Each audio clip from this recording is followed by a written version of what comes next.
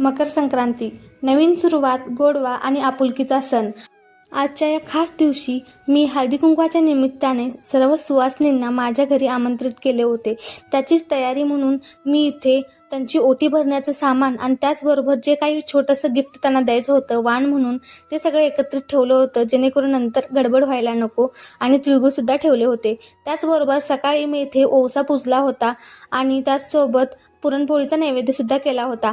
मी हे सगळं काम करत असताना माझी छोटीशी परी बघत होती पाळण्यातून. तेवढ्यात एक एक करून सर्व सुवासिनी स्त्रिया माझ्या घरी येत होत्या. हसतमुख चेहरे, आशीर्वादांची ऊब आणि सणाचा खरा आनंद आज अनुभवायला मिळाला. घरकाम आणि मुलांना सांभाळता सांभाळता आपल्याला एकमेकांसोबत संवाद साधायला आणि वेळ घालवायला कधीच टाईम मिळत नाही आणि आपण स्वतःसाठी वेळ काढायला बघतच नाही. अशा सणांच्या निमित्ताने का होईना आपली एकमेकांसोबत भेट होते. परंपरा, संस्कार आणि नात्यांची वीण हेच तर आपल्या सणांचं खरं सौंदर्य आहे.